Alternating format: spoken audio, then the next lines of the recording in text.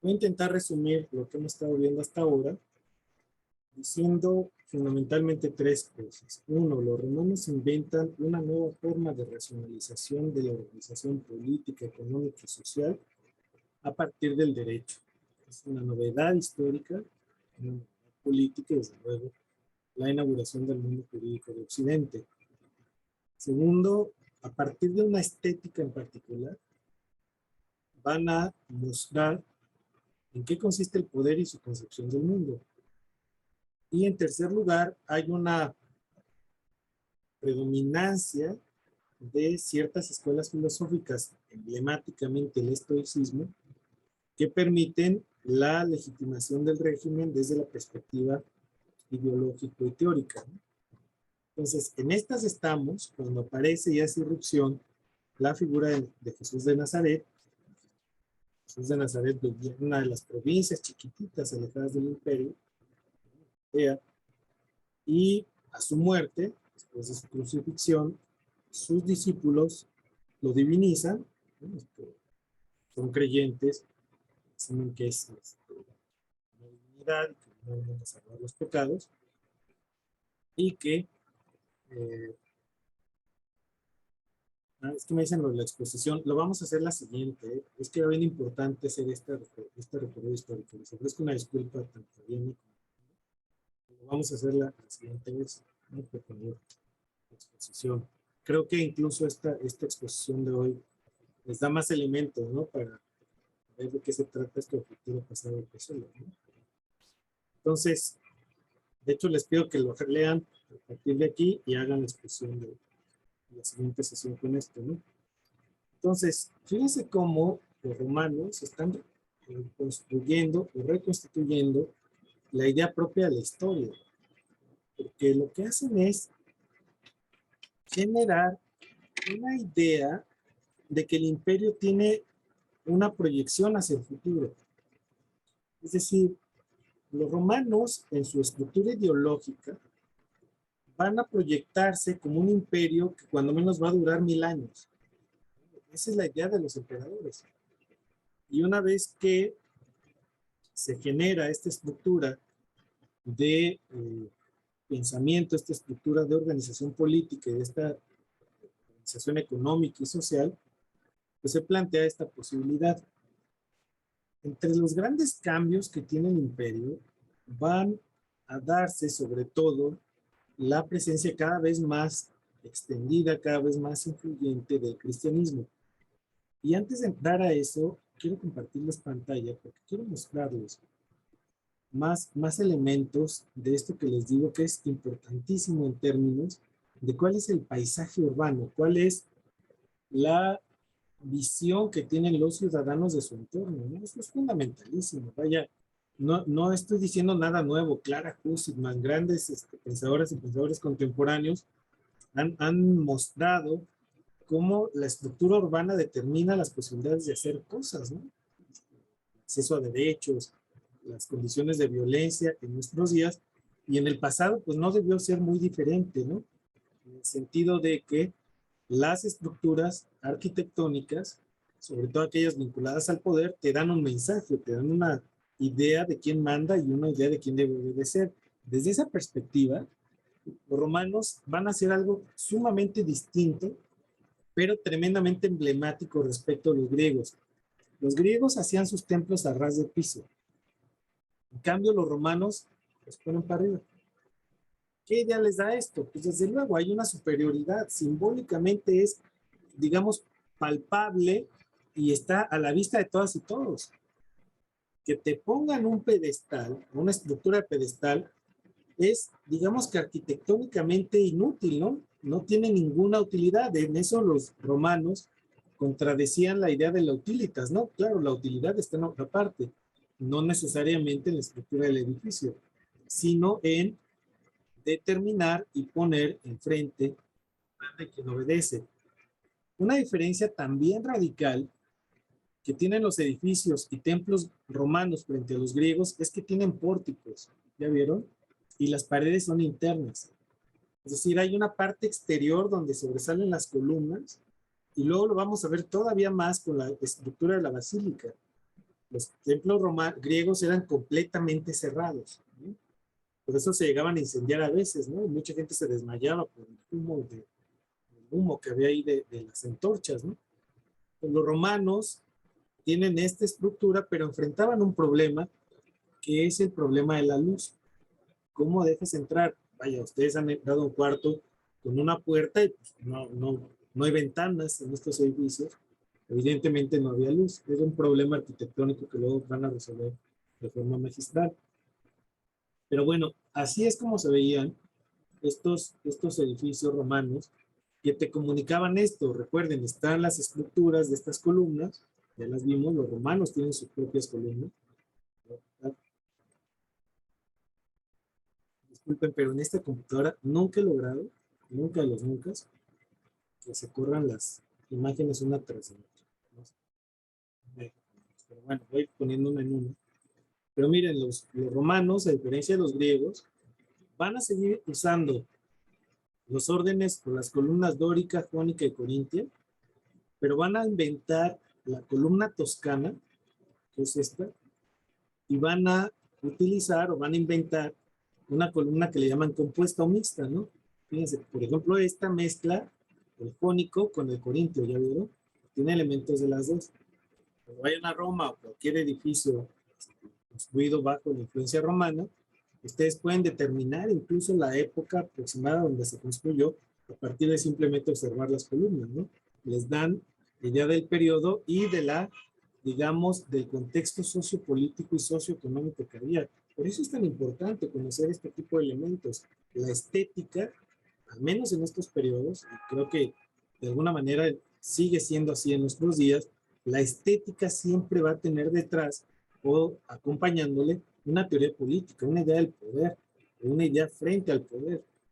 Entonces, esto no es casual que se hiciera así. Claro, hay patrones matemáticos, de belleza, de los órdenes de los que estamos hablando, pero también es cierto que este tipo de estructuras se diseñan desde una idea del mundo, desde una idea de la riqueza, desde una idea en la cual se entiende cómo es el mundo y cómo se organiza el mundo y cómo debe verse el mundo. Imagínense nada más el hecho de decirnos, pues así se ve esto y así se debe ver. Es una cosa mayúscula, ¿no? Los romanos hacían este tipo de cosas. Aquí ahora tenemos el pantalón ahí en Santa Fe, ¿no? O sea, hay diferencias de culturas, ¿no? Estos edificios horribles, ¿no? Que están ahí, que parece una lavadora, le dice, ¿no? Pero es más bien como una especie como un drenaje profundo, una cosa así, ¿no? Pero miren, los romanos van a hacer esto. A diferencia de los griegos, los romanos empezaron a ensayar con algo bien, pero bien interesante. Fíjense cómo la estructura del panteón, no sé si alguien ha ido ahí y lo conoce en persona, pero la parte de enfrente es como el templo que les pasé hace un rato, y la parte de atrás es completamente un círculo. Los romanos se plantearon el reto de resolver el misterio de cómo encontrarle, como se dice comúnmente, la cuadratura al círculo. ¿Por qué les interesaba arquitectónica y estéticamente esto a los romanos? No era nomás que anduvieran de ociosos y no tuvieran que hacer y se ponen a lucubrar cosas, ¿no? En realidad, los romanos pensaban, como en muchas culturas ocurría también, paradigmáticamente en esta que estamos viendo, que el poder terrenal tenía una representación geométrica y es el cuadrado. ¿Y por qué el cuadrado o el rectángulo? Porque tiene 4 puntos que sintetizarían de alguna manera los 4 puntos cardinales, es decir, el poder omniabarcante del emperador que abarca los 4 puntos cardinales, pero también los 4 elementos constitutivos de la Tierra, o del mundo, pues, ¿no? Tierra, fuego, aire y agua, ¿no? Los 4 elementos estarían representados en los 4 vértices. Por eso el cuadrado se considera, o el rectángulo, una de las figuras emblemáticas del poder terrenal, ¿no? Del poder político. Y el círculo, en la cultura romana, como en otras más, está asociado a la idea del poder divino. Entonces, si tú montas el círculo con el cuadrado en un edificio, ¿qué tienes? Obvio y evidente, el símbolo por excelencia del poder. en estos edificios se sintetizaba la idea y la imagen, no solo gráfica, material, de la fusión del poder político con el poder celestial o divino. Es una cosa gigantesca lo que nos dicen, además de los patrones estéticos, las florituras, el frontispicio, los grabados, todo lo que tiene que ver estrictamente con lo, digamos, la parte bella que tienen los edificios romanos por canon, pero también la parte simbólica y la parte, digamos, de ser un símbolo del poder, ¿no? Los romanos empiezan a hacer este tipo de cosas y desde luego que van a generar estructuras que van a irnos dando cuenta de su cultura, de sus tradiciones, de su forma de entender la vida. Una de las cosas que están en el panteón romano es esto. Aquí solucionan un problema, que era el de la luz. Cuando descubren la tensión del arte, cuando pueden hacer estructuras de bóveda, le pueden hacer un hoyo arriba, ¿no? Y resuelves el problema de la luz. No necesitas ya una puerta que te permita entrar a la luz. Y esto tiene un efecto simbólico también tremendo, ¿no? Si tienes el cielo, en una emulación de la bóveda celeste, que es este círculo que cubre la estructura, y por ahí entra la luz, pues cuando entras, está difícil que no te apantalles, ¿no? Es decir, hay una cuestión simbólica de poder tremenda.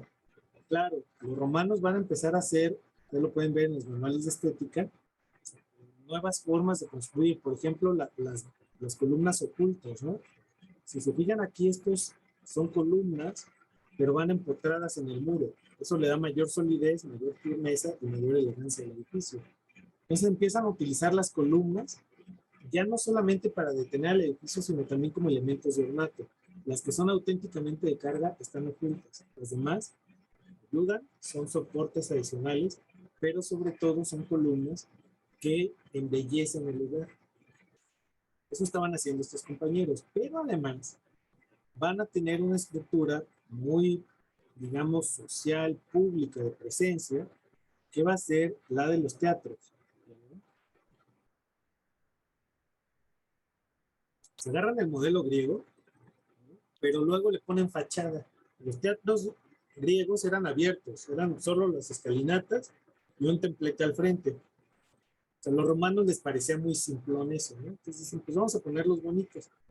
Pues construyen estas cosas monumentales, resolviendo lo que les digo, la tensión del arco. Se dieron cuenta y supieron cómo construir arquitos, les encantaban. A los romanos les encantan los arcos.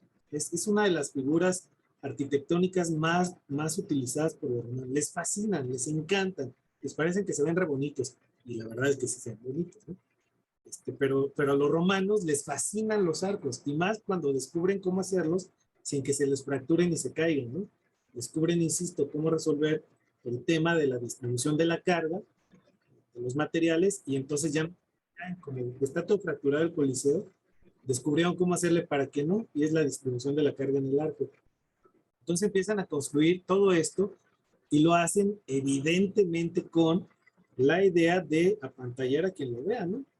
Va uno y se sigue apantallando con estas pescas, y lo que tienen de gran ventaja pues es el hormigón, el mortero, ¿no? El cemento para poder construir estos edificios.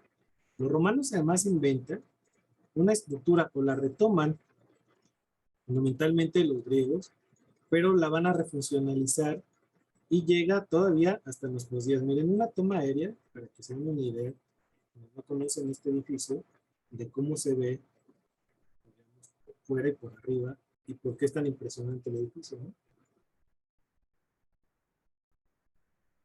Ven el tamaño de las personas, ¿no? Abajo acá en la entrada. Con eso se pueden dar una idea de la altura que tiene esto, ¿no? Creo que son como 25 metros, una cosa así, lo que tiene de altura el panteón. Y si se fijan, acá atrás sigue, pero ya sigue cuadrado, ¿ya vieron? Está redondo aquí en medio y lo rematan con un cuadrado acá y el cuadrado acá al fondo. No resolvían todavía la cuadratura del círculo, pero no se quedaron conformes. Ahorita vamos a ver lo que va a ocurrir y por qué es importante para esta materia de tradiciones epistemológicas. Los romanos, además de esto, que es el panteón, van a retomar, insisto, de la estructura griega Déjenme cerrar estas otras. Y lo que van a hacer es retomar, o mejor dicho, construir una nueva idea de lo que son los templos. Ya sabrán la importancia que esto tiene para nuestra cultura, ¿no? La idea del templo como tal, pues es una idea que es retomada por la tradición católico-cristiana, ¿no? Y los templos los empiezan a construir con esta estructura que después va a ser retomada por los templos católicos, ¿no? Y van a tener los templos de cruz y luego el surgimiento de las torres en el gótico, ¿no? Todo es símbolo de poder, no solamente ocurrencia de un arquitecto creativo que andaba ahí haciendo cosas, ¿no? Todo esto lo que muestra es la idea del poder y la idea de lo social y la idea de lo económico y lo ideológico que está detrás de estas grandes construcciones que, como pueden ver, pues ya tenían techos estructurados de una manera muy distinta con una, digamos, un canon que se va a reproducir por todo Roma por todo el tiempo. Pero además de estas cosas tan impresionantes que estamos viendo, los romanos, insisto, van a generar otras estructuras, se van a retomar otras, como esto que está aquí, y que el nombrecito, pues obviamente les va a dar pista de para dónde va la cosa y de dónde surge la cosa. Este edificio es una reconstrucción o una recreación de lo que se llamaba la Basílica Ulpia, ¿no? Ya vieron el nombre, basílica. Para los griegos, los romanos, las basílicas eran una especie, eran edificios así como este, pero eran como una especie como de mercados multifuncionales, ¿saben? Aquí se oficiaba culto religioso, aquí se comerciaba, aquí se desarrollaban asambleas políticas. Las basílicas tenían una multifunción en la cultura romana y griega. Pero fíjense cómo eran espacios abiertos de arriba para resolver el tema de la luz, ¿no? Que no se ahogara la gente con el humo de las antorchas. Pero si se fijan, metieron las columnas, ¿ya ven? Las columnas se meten al templo y las bardas ahora sí se convierten en exteriores, pero de delimitación del interior del templo, la basílica en este caso, y el exterior, que es el mundo, ¿no? Es decir, la construcción de un cosmos al interior de un espacio cerrado. Y eso nuevamente tiene que ver con una idea política, una idea ideológica, una posición ideológica, mejor dicho, una idea de lo social y lo económico. La idea de la basílica será retomada por los cristianos para establecer las reuniones de sus asambleas. Recuerden que iglesia significa eso, ¿no? Iglesia es asamblea. Las basílicas eran los espacios donde la iglesia cívica, es decir, la asamblea de los civiles, de las quívitas, llevaba a cabo las principales actividades de la vida pública. Entonces, lo que vemos después en la Edad Media, en el Renacimiento, con estas grandes catedrales, basílicas, etcétera, viene desde acá y tiene que ver desde luego con el pensamiento social. Ahora vamos a ver en qué y por qué. Los romanos entonces tienen toda una idea del arte, tienen una idea de la arquitectura, por supuesto, y les voy a poner un último ejemplo de lo que están diciendo estos compañeros, dos más. ¿Pueden ver? No sé si ahí ya ven la pantalla. Sí. Claro. Los griegos, los romanos inventaron esto que se llama los arcos del triunfo. ¿Han oído aquello de que, se lo pasó por el arco del triunfo, ¿no? El arco del triunfo se lo inventan los romanos. Y a diferencia de lo que decíamos de sus criterios arquitectónicos, de sus primeros cánones, el arco del triunfo es una estructura totalmente inútil. No tiene ninguna función. O sea, no puedes vivir ahí, no se puede quedar ahí el emperador, no sirve de guarnición, no sirve de almacén. Y alguien puede decirte, te equivocas radicalmente, compañero Saúl Arellano. Claro que tiene una utilidad. Y la utilidad es anunciar que ese territorio tiene dueño. ¿Qué mejor utilidad que esa? Entonces, evidentemente, los arcos del triunfo se los inventan los romanos para marcar justamente la expansión del imperio, no sus límites, sino su capacidad expansiva. Donde hay uno de estos es que ya pasó una falange romana. Ya llegaron generales y triunfaron. Están diseñados, construidos para celebrar victorias. No se alcanza a ver, la imagen se pixela, pero estos frescos que están aquí, estos bajorrelieves que se construyen en, digamos, este arco, fíjense cómo reproduce la estructura frontal de los templos, ¿no?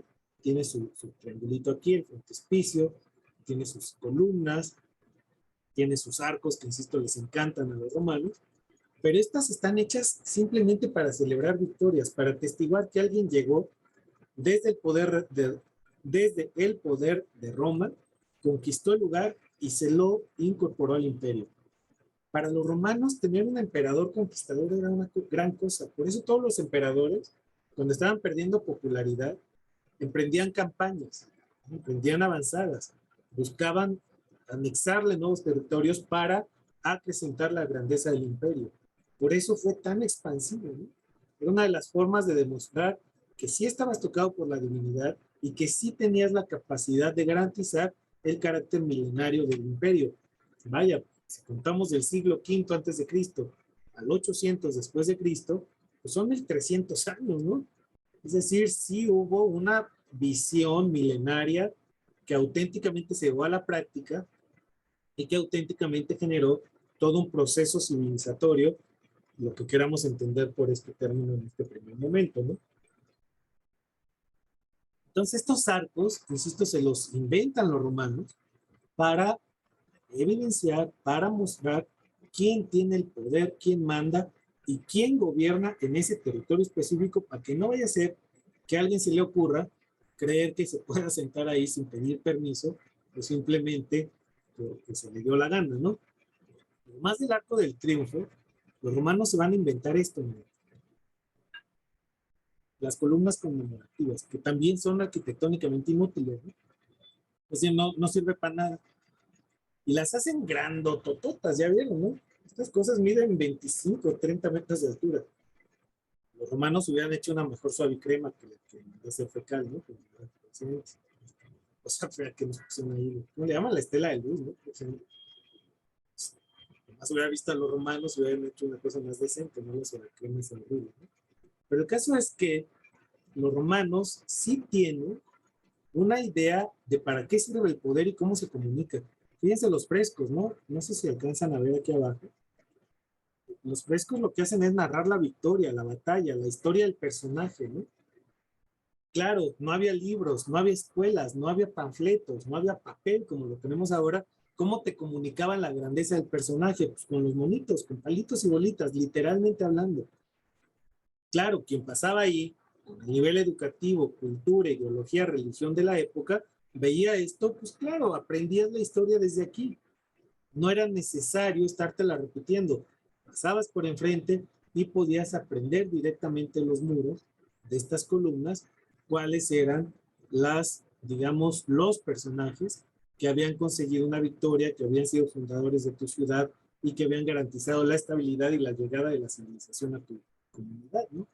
Entonces, evidentemente estas columnas, esos arcos que estamos viendo, son una forma de expresar el poder, pero también una ideología que tiene como sustrato, ya les decía, un conjunto de principios filosóficos, muchos de ellos fundados en el estoicismo, pero también un conjunto de principios de organización política, social, económica que tienen su asidero en el derecho romano. Las 12 tablas estuvieron vigentes hasta el siglo V de nuestra era. Cuando viene el Código Justiniano, lo vamos a ver, y una revolución en términos de la concepción del derecho. Tenemos pues una cultura donde convive esto con formas de hacer escultura muy diferente a la que hacían los griegos. Los griegos ya saben, ¿no? Hicieron los poroi, ponían a la victoria de Samotracia, hacían esculturas de sus dioses, de sus grandes figuras, ¿no? Los romanos se permiten otras cosas, ¿no? Por ejemplo, esta cabeza de un hombre viejo, no se sabe quién era, pues es una persona que tenía dinero para pagarla, ¿no? Se mandó a hacer su escultura, debió ser una gente de mucho dinero, ¿no? Pero fíjense cómo la escultura romana, a diferencia de la griega, no idealiza a los personajes. lo retrata tal cual. Esta que tienen del lado derecho de la pantalla es la imagen de Constantino el Grande, ¿sí? El gran emperador. ¿Qué ciudad fundó Constantino? ¿Quién sabe? Muy bien, Cristina. Le leí los labios, ¿sí? Dígalo. ¿Cuál es? Constantinopla. Bien, exactamente. Imagínense la soberbia de los gobernantes de hacer una ciudad que lleva tu nombre, tío. Arrogancia y más, ¿no? Ahora lo tenemos con los políticos que mandan poner placas, ¿no? Esta obra fue bajo el gobierno de fulano de tal, esta pretensión siempre de que permanezca el nombre y permanezca el rostro, pero si se fijan, el rostro de Constantino no está idealizado, ¿no? Se ve que el hombre tenía ojos saltones, ¿no? Grandotes, una nariz curva, ¿no? Barba partida, eso sí, y correspondiente a lo que sería el perfil romano, ¿no? Y lo mismo este hombre de la izquierda, no le pusieron filtros, pues, ¿no? No hay esta idea de idealizar o embellecer o ponerle de más o de menos a la figura para que parezca perfecta. ¿Por qué? Porque lo que está en el centro es la persona, el sujeto. Si bien es cierto, está divinizado, la divinización del emperador, por ejemplo, está con estas guirnaldas, ¿no? Con el laurel en la cabeza, ¿no? Entonces, el hecho de tener la corona de laureles le da la dignidad real, ¿no? Pero no le cambian el rostro a Constantino. Entonces, eso es lo que estaban haciendo los compañeros romanos y en esas estaban. ¿Qué más estaba ocurriendo en términos de la estética y en ese sentido el estilo de vida o la forma de vida de las personas? Miren, esta pintura está hermosísima por lo que implica en términos de dónde fue encontrada. Están los frescos de Pompeya y es un retrato de Terencio, ¿no? Y fíjense cómo no hay este proceso, insisto, de idealización. Los rostros son de personas que podemos encontrarnos en la calle, en cualquier lugar, ¿no?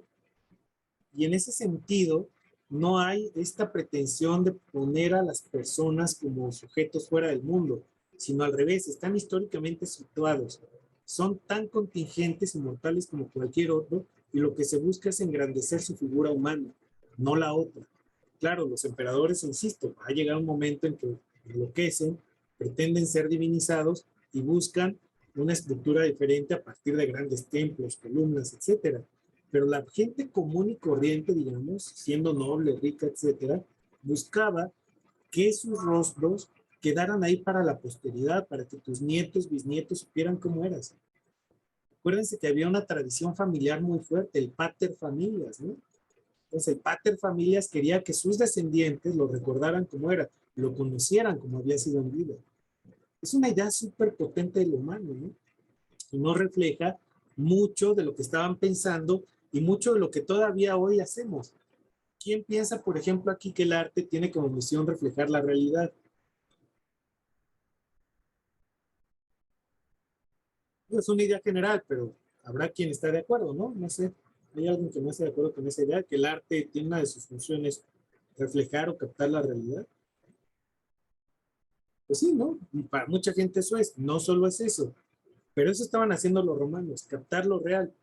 No estaban en la discusión de si lo real era lo ideal o lo natural, estaban simplemente la vida cotidiana, material, mundana, de lo cotidiano y que estaba ahí. Les voy a recomendar un libro, lo tengo acá, déjenme mostrárselos. Es una colección fantástica esta. Miren, se llama así, Historia de la vida privada. Y miren qué tiene en la portada. Ah, ¿ven?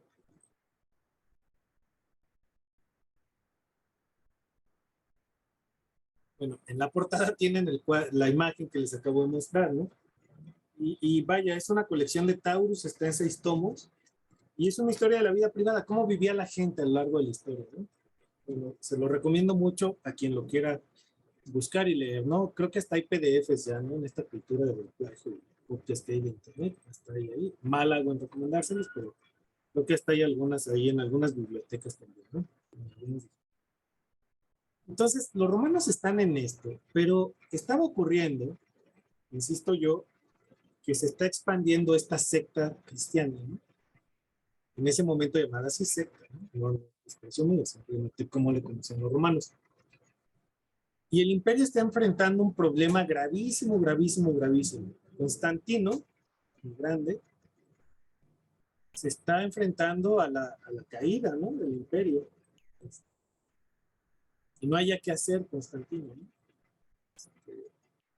El emperador se enfrenta al reto de que cada uno de los lugares a los que llega se sublevan, está habiendo muchas revueltas, hay una enorme inestabilidad económica y política en el imperio, y los cristianos cada vez más se quejan, ¿no? y cada vez tienen más adeptos. Entonces eso, pues, evidentemente le preocupa a Constantino.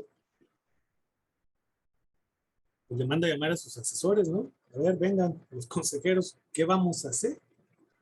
Pues ya saben, llegan los politólogos, pues, latinan, internacionalistas, pues, latinan, y así, ¿no? Varios. Le habla a los filósofos, ¿no? Entonces ya los filósofos llegan y pregunta a Constantino. Eso es una, ¿no? Llama a sus consejeros y les dice, a ver, el imperio se está cayendo a pedazos y yo no sé cómo detener esa caída. ¿Qué hacemos?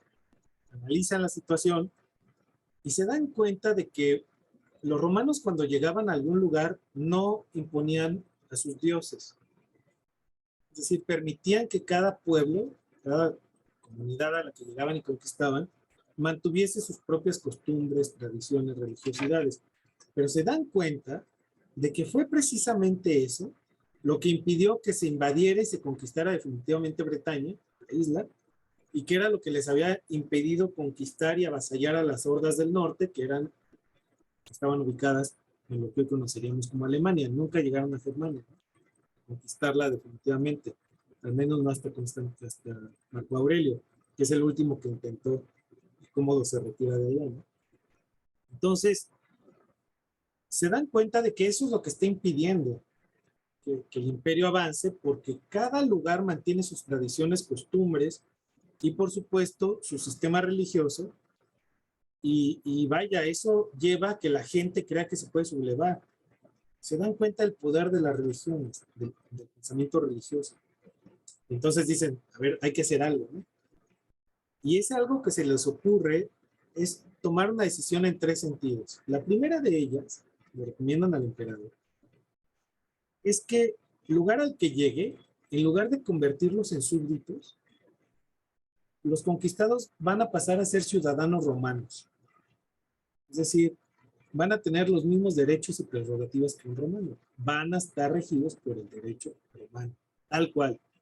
Primer gran asunto. Entonces, territorio conquistado se convierte en romano y sus habitantes, antes que ser vasallos, se convierten en ciudadanos plenos de derecho del imperio. Eso es un asunto mayúsculo. En segundo lugar, le dicen, si nosotros llegamos a conquistar, nomás así, evidentemente la gente lo siente como una imposición y lo siente como una agresión, evidentemente, ¿no? Es decir, vamos por sus tierras y su riqueza. Entonces, claro, se van a intentar defender. Y si cambiamos el discurso y si le damos a nuestra expansión imperial una misión más allá de lo material, ¿qué pasaría con eso, no? Entonces les dice Constantino, ¿y eso qué significa en los hechos? Dicen, es que, ¿qué crees? Hay una secta ahí que ya creció enormemente, ¿no? Que tienen un discurso buenísimo, ¿no? Es un discurso de la obediencia. No quieren ser ricos, ¿no? Les gusta la pobreza. Dicen que su Dios es un Dios de pobreza, es un Dios de la humildad, es un Dios de los pobres. Ofrece vida eterna si te resignas a vivir en el más acá para ganarte el más allá. Entonces está buenísimo el rollo, ¿no? ¿Por qué no, de aquí en adelante, decimos que cuando conquistamos algún territorio, lo que estamos haciendo es llevar ese evangelio y que estamos teniendo una misión de apóstoles? Es decir, convirtamos al imperio en apostólico, en difusor de la buena nueva y en portador de la palabra de la verdad encarnada en Jesús. Es un discurso poderosísimo. Y si lo llevamos para allá, le quitamos a los otros, a los conquistados, el argumento de que les queremos robar sus tierras y avasallarlos. No, lo que queremos es llevarle la buena nueva del Evangelio y la Iglesia Universal de Cristo. ¿Qué te parece? ¿Cómo le hacemos? Pues di que tu esposa se convirtió y vino y te convenció que se le pareció algún santo, y entonces legitimamos el discurso. Digo, me imagino que así ocurrió, la leyenda pues, dice una cosa más o menos, pero en la vida real así debió haber más o menos ocurrido, ¿no? Entonces, te inventas que tu esposa te convence, ¿no? Porque ella está convertida, y entonces establecemos esto. Dice, está bien, le entro, ¿no? Entonces, la decisión es que a partir de ese momento, todo territorio conquistado se denominaría como romano, católico y apostólico. Entonces, ¿por qué lo católico? ¿De dónde salió? Evidentemente, le alertan a Constantino, le dicen, oiga, señor emperador, la única bronca de estos cristianos es que hay muchos cristianismos, ¿no? Se andan peleando, unos dicen que Jesús sí era divino, los que no, unos que María era virgen, los que no, unos que el cielo salió de tal forma y el libro de Enoch dice que Satán fue arrojado a los infiernos porque tomó a Dios que amaba más a los hombres que a los ángeles. Y hay un desgarrete de discursos y hay muchos, algunos de ellos hasta contradictorios. Eso va a tener un efecto disolutor en el futuro porque evidentemente va a pasar lo mismo que con las religiones que tenemos ahora. Cada quien ve su rollo y cada quien, en función de eso, pues, toma decisiones y quiere que los demás las tomen. Hay que unificar el discurso. Me parece excelente idea. ¿Y cómo le vamos a hacer? Está bien fácil, le dice, mire, hay una tradición en el derecho que se llama hermenéutica. Y esa tradición, que viene de la rama del derecho, la podemos aplicar a los libros, a todos los libros, a todo lo escrito, ¿no? Y si nosotros aplicamos ese método de interpretación del derecho que nos dan los jurisconsultos, podemos determinar un corpus de libros que sean los oficialmente admitidos y que cuenten una misma historia para que esto se unifique y nos quitemos de problemas. Les dice Constantino, me parece a todo dar, genial idea, como dicen, una cerveza para que se le ocurrió. Y entonces convocan a lo que se llamó el concilio. Bueno, primero emiten lo que se llama el Edicto de Milán, si no me equivoco, en el 180 de nuestra era. Y luego del Edicto de Milán, lo que van a convocar es al concilio de Nicea, que es el primer gran concilio católico. Allí había dos bandos en disputa, los del bando del emperador y los del bando de los arrianos, se llamaban, ¿no? De Arrio, con doble R. Este Arrio sostenía, el pleito de fondo era un pleito que, sí es cierto, era teológico, pero también era político, ¿no? ¿En qué sentido? Resulta que Arrio sostenía que Jesús de Nazaret había nacido hombre y en el transcurso de la vida había adquirido la divinidad, ¿no? El Espíritu Santo había entrado en él y lo había convertido en divinidad. Y en el momento de su muerte, al resucitar, pues había adquirido plena sustancia divina. Los del otro bando decían, no, Jesús nació Dios y nació de una virgen, no nos vamos a morir, ¿no?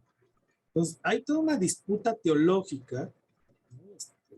Escritural, etcétera, respecto de si Jesús había nacido hombre y se había hecho divino, o había nacido ya divino y se había muerto divino, ¿no?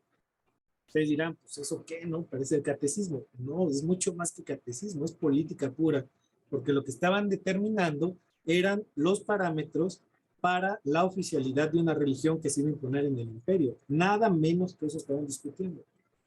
Claro, desde la perspectiva de la fe es otra discusión y un debate diferente. Desde la perspectiva de la tradición del pensamiento crítico, pues evidentemente lo que estaban definiendo era, insisto, la oficialidad de un canon respecto a lo que puedes pensar y lo que no puedes pensar. Eso es política pura.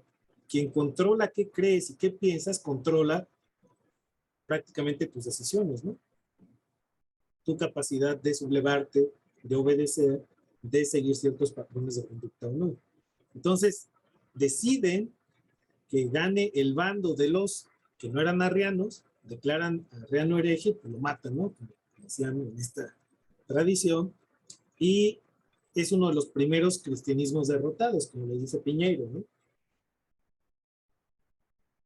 Resultó entonces que se define un corpus de textos. Y ese corpus de textos podemos afirmar, sin lugar a dudas, que constituye la fundación de Occidente como tal. Es decir, una vez que se establecen cuáles libros forman parte de de la Vulgata Latina, ¿no? Es decir, de todo lo que son los textos canónicos, pues entonces se establecen las bases de qué se va a pensar y qué no se va a pensar, qué se puede decir y qué no se puede decir, qué se va a creer y qué no está permitido creer, a qué nivel no está permitido, a que te matan si no lo crees. ¿Eh? Esto tiene consecuencias tremendas. Ah, ¿te atreves a decir que esta no es la verdad revelada? Pues cuello, ¿no? Dígame si no es un asunto de la mayor relevancia para Occidente. Entonces, se emite el Edicto de Milán, insisto, se construye el Concilio de Nicea y entonces surge como tal la Iglesia Católica. ¿Cuál es la otra consecuencia para el poder? Pues que el César es el Papa, nada menos, ¿no? Es decir, hay una vinculación entre el poder político y el poder religioso. Habrá momentos en que el Papa no sea el emperador, pero el emperador entonces juega e inicia un papel doble, ¿no? El Papa legitima al emperador y el emperador autoriza a quien es Papa. Y empieza una relación tremenda de vínculo entre una institución religiosa, que es el catolicismo, y el Imperio Romano de Oriente. ¿Se acuerdan que hay una disputa o una búsqueda de la cuadratura del círculo, ¿no? Esa idea o esa búsqueda de la cuadratura del círculo va a llevar, déjenme en internet.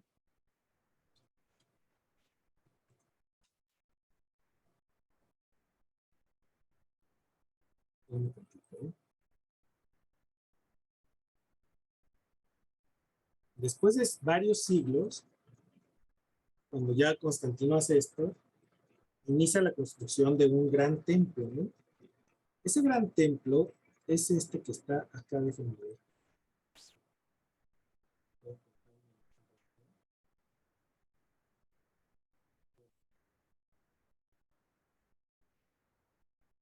No sé si alguien conoce esta construcción.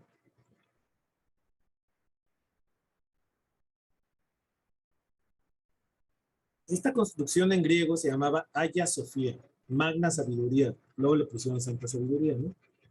Está en Estambul. ¿Quién sabe dónde está Estambul? ¿Qué ciudad era en la antigüedad? Cristina sabe. Sí sabe. Ya lo dijo hace rato.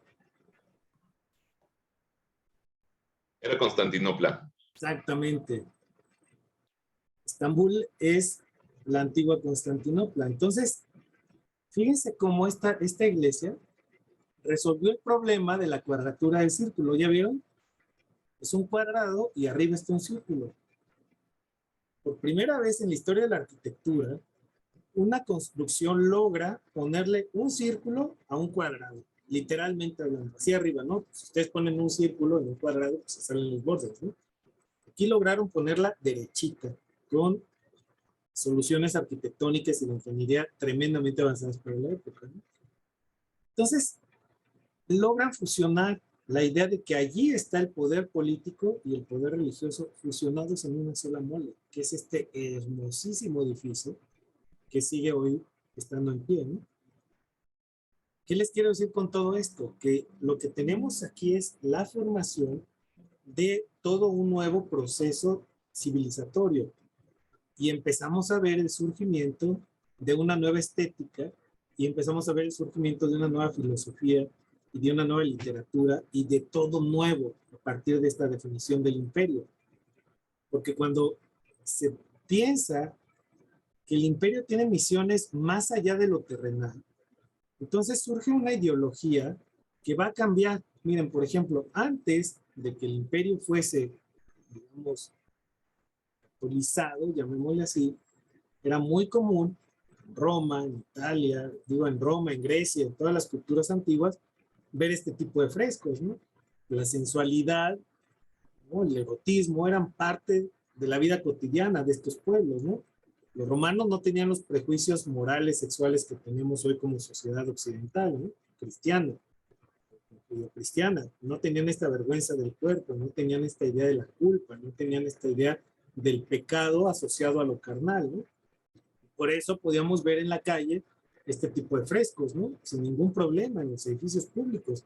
La sensualidad, el erotismo, la vida sexual era parte de la vida pública, ¿no? No había una moral como la que tenemos ahora tan restrictiva, que se genera en la tradición judío-cristiana, una moral restrictiva de los sentidos, las pasiones, el deseo, ¿no? Pues teníamos esto, y a partir de que el imperio se vuelve católico, apostólico y romano, comienzan a aparecer por todo el imperio pinturas como esta que les voy a poner aquí, ¿no? En frescos, en mosaicos. Recuerden que el catolicismo inició en catacumbas, ¿no? Y empiezan a aparecer estas cosas, ¿no? La idea del pastor, los pajaritos. Pero fíjense cómo hay algo interesantísimo en este tipo de pinturas.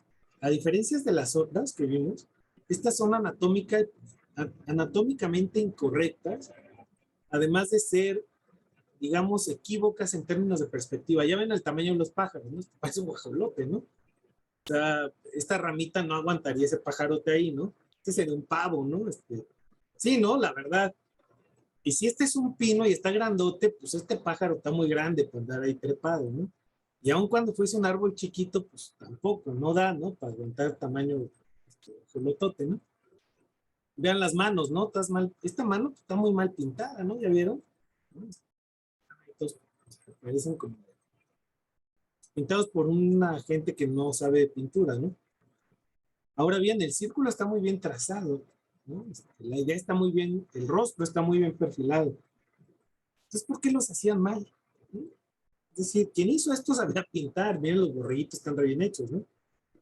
Y es que lo que ocurre es que con el cristianismo y su fusión con el imperio, surge una estética de lo espiritual, que se vuelve más iconográfica que de reflejo de la realidad.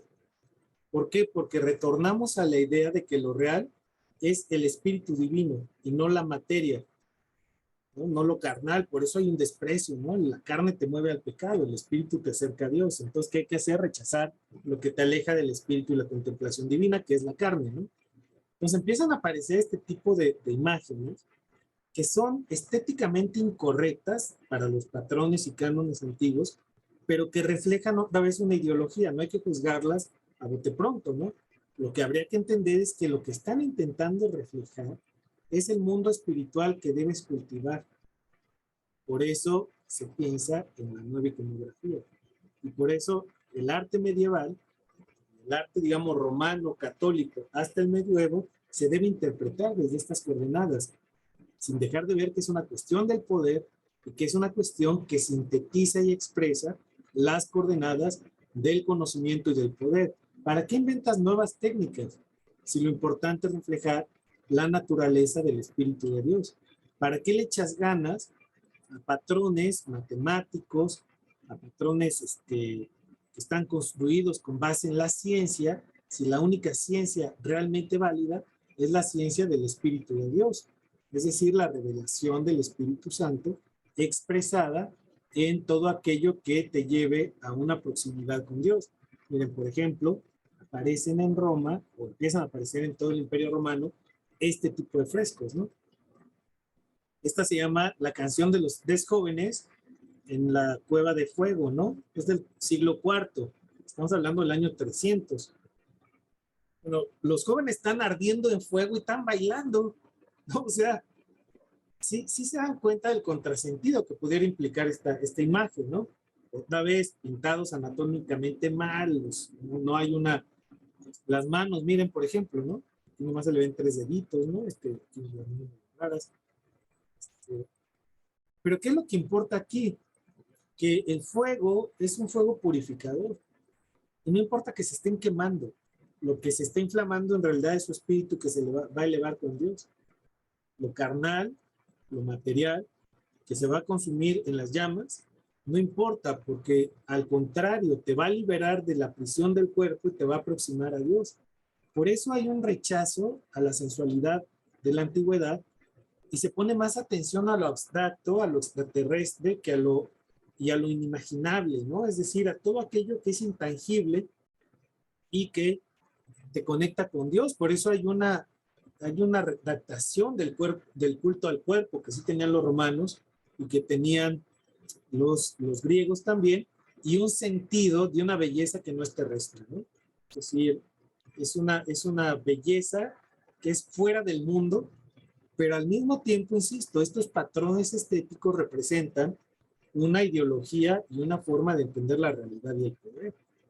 Por lo tanto, cuando vemos estos frescos, no es que el pintor no tuviera idea, le interesa reflejar el mundo de la belleza ultraterrena. Por eso le pones tan poca atención al cuerpo, porque lo que te quieren llevar es a que pongas atención al ejercicio espiritual de liberación de estos tres jóvenes que están cantando, elevando cánticos y alabanzas a Dios, aun cuando están ardiendo en las brasas, ¿no? Entonces, tenemos una reconversión tremenda del mundo cultural, religioso, estético, que refleja, por supuesto, la actitud estética y política de la época. Ahora bien, ¿por qué es importante? Porque inaugura, mejor dicho, también pone en escena a esta tradición de pensamiento que es la hermenéutica. Yo les decía, hay un ejercicio interpretativo de los textos. En un primer momento, es un ejercicio cerrado, ¿no? A ver, vamos a definir el canon de la cristiandad. ¿Cuáles son los libros, no? Vaya, me imagino que aquí hay personas que profesan diferentes religiones, ¿no? Y no es lo mismo la Biblia Reina Valera que la Biblia de Jerusalén, por ejemplo, ¿no? No es lo mismo la Biblia la edición guadalupana que la edición, no sé, la Biblia del Mormón, por ejemplo, ¿no? Entonces, son libros que contienen libros diferentes. Por ejemplo, de la Biblia cristiana antigua fueron eliminados todos los evangelios apócrifos, como se les llama ahora, ¿no? Sabemos de ellos por los rollos del Mar Muerto, por ejemplo. Pero el evangelio de Juan, el evangelio de Santiago, el evangelio de Pedro, el evangelio de María Magdalena, el propio evangelio de Judas, fueron textos que fueron expulsados del canon católico cristiano y establecieron cuáles sí podían ser leídos y en qué términos debían ser leídos. De tal forma que se quedan 3 evangelios sinópticos y un evangelio canónico, ¿no? Que es el evangelio de Juan, que es el único que sí conoció realmente a Jesús de Nazaret. Los otros 3 no conocieron a Jesús.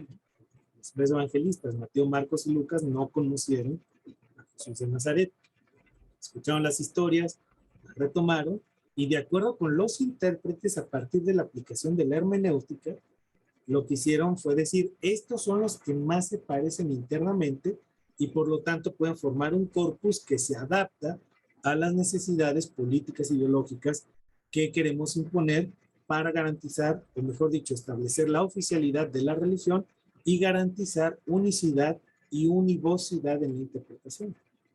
Es un ejercicio súper potente de poder, pero también de aplicación y de, digamos, aparición y posicionamiento de una tradición de pensar que es la tradición hermenéutica. Gracias a esa misma tradición es que vamos a tener en el siglo XIII la aparición de alguien como Francisco de Asís.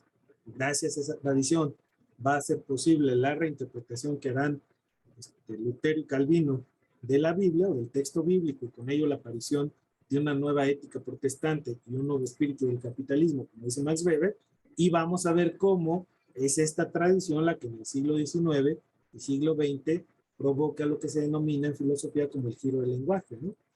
Entonces, el giro lingüístico, como van a decir otros. Entonces, esto está allí en ciernes, está originándose y está dando pie a estas grandes tradiciones de pensamiento que vamos a ver vigentes en nuestra época y en plena disputa y sin llegar a una solución al menos aceptable para todos de manera consensada, ¿no? Son 7:46, le voy